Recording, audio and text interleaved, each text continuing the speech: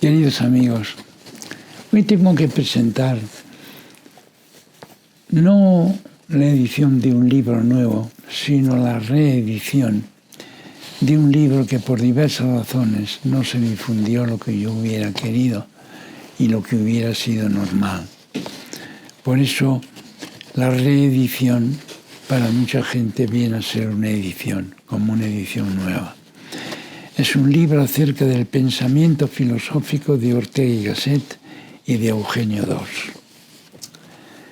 El subtítulo reza Una clave de interpretación. Miren, en este libro yo quiero hacer una interpretación de textos. Muchas veces se habla de análisis de textos, pero es un poco sobarlos dándoles vueltas. Otra cosa distinta es interpretar por qué un autor dice lo que dice, no solo decir con otras palabras lo que dice, sino por qué. ¿Cuál es su última meta en lo que está escribiendo? Eso quiero hacer yo aquí con estos dos autores. En la parte del libro dedicado al pensamiento de Eugenio d'Ors, al cual yo pude conocerlo todavía, en un seminario que daba en la antigua Universidad Central, la de San Bernardo. Daba allí un seminario y un día le pedí permiso. Entré al seminario y me gustó mucho conocerle. Pues bien, en la parte dedicada al estudio de Eugenio d'Ors, puso especial empeño en clarificar el sentido de sus ideas madre. Él utiliza mucho unos cuantos términos. El término orden, que además lo pone con mayúscula, belleza, juego, eón, numen, ángel. La palabra ángel es muy importante en el pensamiento de d'Ors. La relación entre potencia y resistencia es clave para entender Eugenio d'Ors. Y utiliza un estilo más bien descriptivo del pensamiento d'Orsiano, no un estilo crítico, pero procuro verlo genéticamente, es decir, destacando sus orígenes, el por qué utiliza esos términos, por qué le da tanta importancia al orden, por qué lo pone en relación con la belleza, por ejemplo. Y entender así a un autor es muy bonito, ver por qué lo dice, cómo vincula unos términos y otros. El orden es, para d'Ors, la categoría suprema y primaria del filosofar. El orden, por eso lo pone con mayúscula. Ya que como principio de estructuración de los entes reales y raíz de su inteligibilidad, constituye el vínculo nato entre el hombre y la realidad en todas sus vertientes. El orden estructura las realidades. Yo puedo conocer una realidad, por ejemplo, una sonata, si veo el orden que la estructura. Una sonata se estructura de una manera, una fuga de otra. Claro, si no conozco el orden, no conozco la obra, no la veo genéticamente. Y por tanto se me escapa una parte de su belleza. Por eso la categoría de orden ofrece un carácter estético y ético, además de racional. Estético y ético. d'Ors escribe literalmente, el orden ordena, la inteligencia coloniza el mundo, lo estructura a sus propias imagen y semejanza. Esto es del libro que, podríamos decir, condensa toda su filosofía, que es El secreto de la filosofía, publicado por Iberia en Barcelona en el 47. El orden visto como expresión armónica del acto de dominio que entraña la asunción transfiguradora de los medios expresivos, entra en relación de la más estrecha vecindad con el concepto de belleza. Sin orden no hay belleza. Si vemos un estudio bien hecho, por ejemplo, de alguna escultura, pongamos el Moisés, escultura o pintura, esos estudios que hay viendo las figuras geométricas que tenía en la cabeza y a veces en el lienzo el autor antes de dibujarlo, si vemos eso, vemos que el orden está en el fondo de todas las piezas. Tú dices, qué bello este cuadro de Vermeer, este cuadro de Rubens, pero luego te hacen ver la geometría que hay por debajo, uno dice, aquí el orden es todo.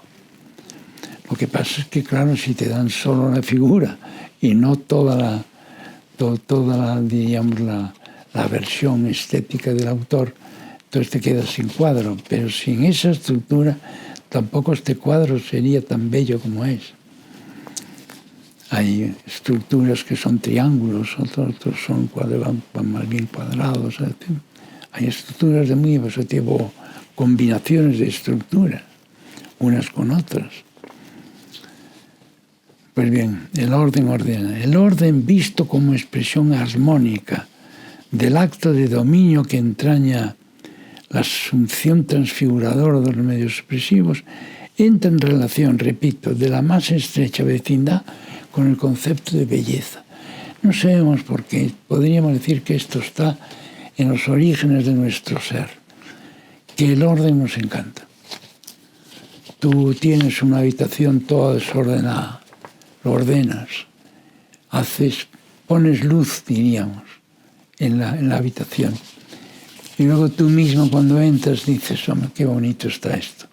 ¿Ves? El orden y la belleza. Si entras en una leonera, hay un término en alemán que significa eso. Sí, significa una habitación desastrosa. Pero lo dicen con una sola palabra.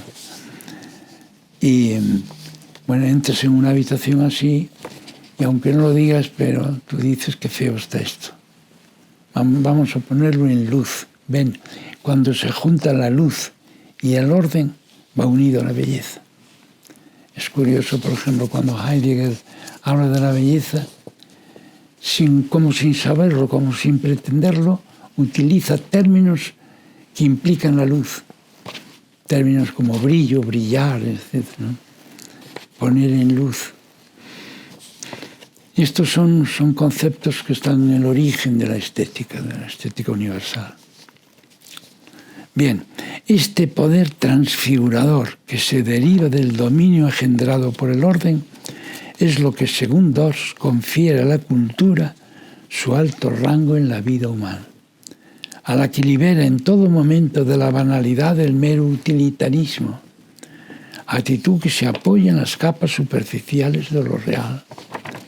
Hay alguien que al hablar de la música, alguien conocido, porque actúa en televisión, y lo hace bien de ordinario, pero cuando habla de la música y tal, dice, esto que es, como dice él, esto que es completamente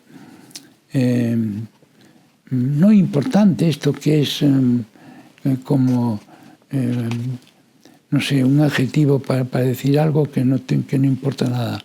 No digo banal, pero él quiere decir que es algo que no tiene un valor utilitario, no tiene un valor pecuniario, bueno, aunque las obras de arte también se venden por mucho dinero.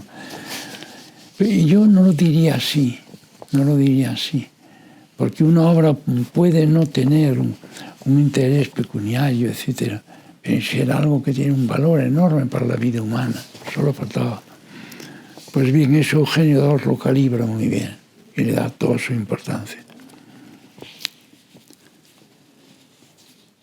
En la misma ciencia, tan atenida a los niveles mensurables de la realidad, ve Dors, más allá del fin utilitario, un fin específicamente estético, tendente a revelar la armonía oculta de las cosas, como forma de dominio sobre la multiplicidad dispersa de los fenómenos. Un gran astrofísico, el padre Manuel Carreira, lamentablemente ya fallecido hace no mucho, él dice en uno de sus escritos, dice, lo primero que necesita una fórmula científica es ser bella. Bueno, claro, a uno le llama la atención al principio, pero es verdad. Lo más bello que hay es algo que indica orden, que nos lleva al orden, que nos permite comprender la maravilla de la naturaleza y es maravillosa la naturaleza precisamente porque está hecha con orden. Esto lo decía también Einstein. Y decía, si el mundo no estuviera hecho con orden, podía haber sido un caos. Sí. Él dice, está hecha con orden, por tanto, con leyes. Dice el gran Kepler, el gran Johannes Kepler, que se mató para descubrir las leyes de la naturaleza. Él quería ver las leyes que rigen el movimiento de los astros. Y decía Einstein, si no fuera porque sabemos, y lo sabemos por la fe cristiana que nos lo dice. Esto decía Einstein. Si no fuera por esto, no hubiéramos hecho la ciencia moderna, que es todo basada en la búsqueda de las leyes. Esto es curioso, que un hombre como Einstein te lo diga, si no fuera porque la fe cristiana nos convence a todos, estamos internamente convencidos de que el mundo está hecho con orden, el mundo está hecho, bien hecho, ordenado, con leyes. Si no fuera por esto, no habría ciencia del estilo moderno. Qué curioso y qué profundo. Pues bien, de aquí se deduce, por ejemplo, la belleza de un cristal, de una fórmula algebraica, y añade dos, y de un reactor que vence, ciñéndose a la pista, la fuerza de gravedad que lo liga a la Tierra. Formas diversas de dominio que se traducen en libertad, orientación armónica y esa especie enigmática de resplandor que desprende toda liberación ordenada de energía. Es una frase textual de Dors. En el análisis del pensamiento de Ortega y Set, esta es la segunda parte del libro dedicado a Ortega, al pensamiento de Ortega, predomina ya el espíritu crítico. Es decir, yo ahí ya no hago solo narrar, ver el origen de todo lo que dice, sino que quiero indicar las partes de su pensamiento que a mí no me parecen aceptables. Y no me parecen aceptables no solo porque crea que no están, diríamos, acordes a lo que es tradicional en filosofía, porque uno puede decir cosas completamente novedosas y ser aceptable, sino porque creo que realmente no nos revelan lo que es la realidad. Y hay muchos pasajes de obras de Ortega, al cual debemos mucho por otra parte, eso lo quiero dejar bien claro, y yo lo tengo bien en cuenta. Pero a veces hay frases y planteamientos que no son acertados porque nos impiden descubrir la grandeza de la naturaleza. Por ejemplo, él dice muchas veces, el hombre está condenado a la soledad. Esto es muy grave decir eso, porque entonces adiós el amor bien entendido, adiós la vida social, porque él dice, nos unimos, nos abrazamos, para darnos la idea de que estamos muy unidos, pero luego nos vamos cada uno a su soledad, ahí bien envueltos en nuestra piel. Todo esto será bonito literariamente, pero yo no lo creo acertado. Luego pone ejemplos del nivel biológico. Claro, tu dolor de muelas yo no lo siento. Siento que te duelen las muelas, pero yo no siento el dolor de muelas. Claro, eso es verdad, porque en la parte biológica hay una distancia y hay como una soledad. Sí, ahí sí. Pero yo le puedo poner miles de ejemplos del nivel personal donde hay una unidad maravillosa. Le pongo un gran pianista, un gran violinista, y se ponen a tocar, por ejemplo, la sonata Kreutzer o la sonata Primavera de Beethoven. Y le digo, si parecen una sola persona, aquí hay un instrumento, un violín, hay otro instrumento, un piano, son distintos, completamente distintos. Hay dos personas, cada uno tiene su personalidad, pero se ponen a tocar y el resultado que es la sonata Kreutzer de Beethoven parece que son un individuo. Pero es más, a mí un gran director de orquesta le pregunté un día, después de un concierto que dio con la Filarmónica de Berlín, es una de las 3 o 4 mejores orquestas del mundo, son 100 y pico intérpretes. Y le dije, ¿qué te pareció la orquesta? ¿Saben lo que me contestó? Me dijo, es un gran instrumento. Un gran instrumento. Eso es lo que le parecía. Pues la unidad fantástica que se crea. Pero es de tipo personal. Por lo tanto, nivel 2. Bien.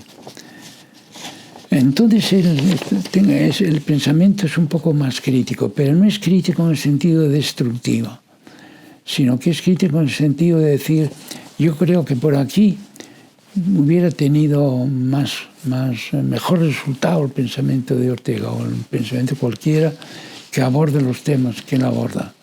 Entonces yo presento modos de resolver los problemas que a mí me parece que son más eficaces. Otro puede venir y decir lo mismo de la mía. Bueno, eso ya es la filosofía, que es un crecer a base de ver los fallos que uno pueda tener y presentar distintos horizontes. Pero quiero decir que mi intención es enormemente positiva, como no debe ser de otra manera.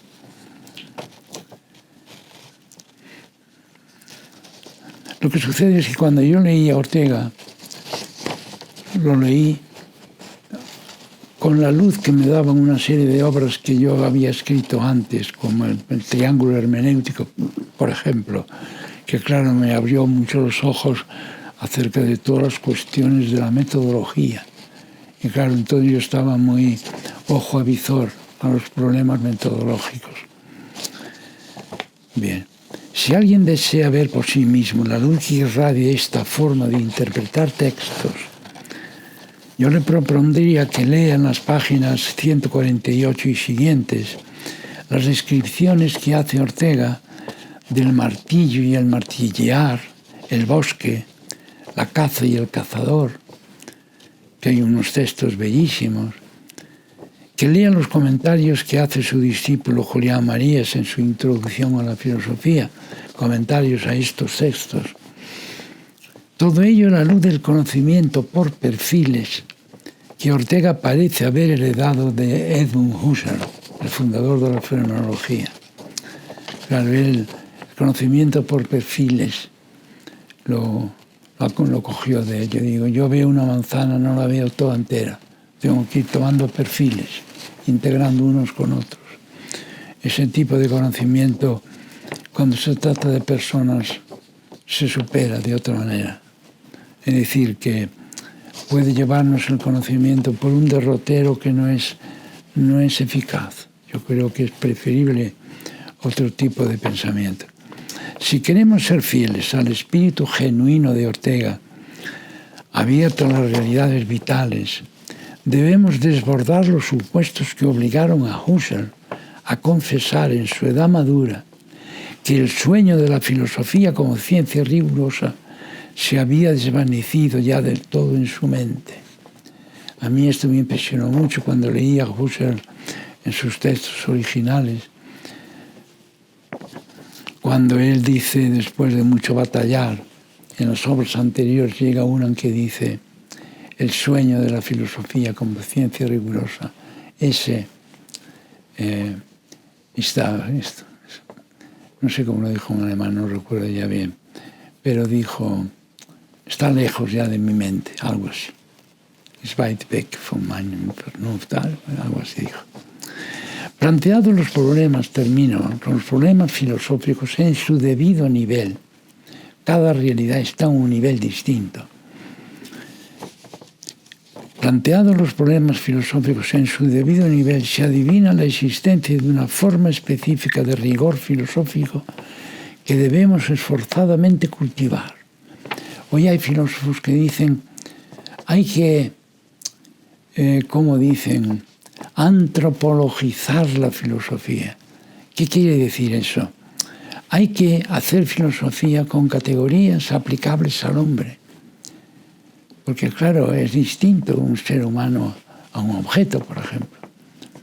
Ya dije antes que si tratas al ser humano, el lenguaje mismo te hace decir libertad creativa y no libertad de maniobra, porque también a un hombre se le puede manejar, pero eso es lo que pasaba en la esclavitud, por ejemplo, que se disponía de las personas, se las manejaba, pero eso ya es un hombre reducido de condición. y eso ya es ilícito. No se debe rebajar a nadie. Si yo soy profesor, yo tengo derecho y deber de suspender a un alumno si no sabe lo básico de la asignatura. Ciertamente, tengo derecho y deber. Lo que no tengo derecho es a injuriarlo, a rebajarlo, a humillarlo. Eso no puedo. Tengo que ser respetuoso con él y decirle, mira, esto está mal, procura hacerlo mejor, pero decírselo casi quieres con afecto, porque es un alumno y es una persona que merece todo respeto. ¿Ven? Entonces, termino ya diciendo esto, que cuando queremos vivir filosóficamente al debido nivel, hay que intentar buscar la verdad. Ahí está todo en filosofía, buscar la verdad. Hoy se habla de la posverdad, como si la verdad fuera ya un anticuario que hay que mandar al desván de los objetos que no valen. Y yo digo, no, la filosofía, antes, hoy y siempre, tiene que buscar la verdad. Por ejemplo, en concreto, la verdad de la persona, la verdad de una obra musical, la verdad de una poesía. Yo conozco poetas de mucho renombre que a mí me han dicho personalmente. Yo a veces me paso escribiendo una mañana entera y cuando mi mujer me dice es hora de comer, yo lo leo todo seguido y a continuación lo rompo. Porque digo, no, eso no es poesía. Es decir, no es una verdadera poesía. ¿Ven? Este hombre estaba bien encaminado y buscando la verdad de su trabajo, que era en este caso la poesía, y era un gran poeta. Pero no todo lo que escribe un gran poeta es, a su mismo juicio, algo realmente que sea auténtico. Bien, y termino ya diciendo, en este libro de Ortega, yo he ofrecido una serie de caminos para lo que él intentó con todo buen ánimo y con toda buena intención, sin duda ninguna. Lo que él intentó de comprender la realidad, fluidificar lo substante, ver todas las perspectivas que en la vida humana se nos abren, que todo eso tiene mucho valor en filosofía. Todo eso se puede llevar por otro camino. Es el camino que yo llamo la filosofía de los ámbitos, que realmente muchas dificultades que él tenía en su filosofar era precisamente porque parece que solo contaba con la categoría de objeto. La categoría de ámbito él no la usaba.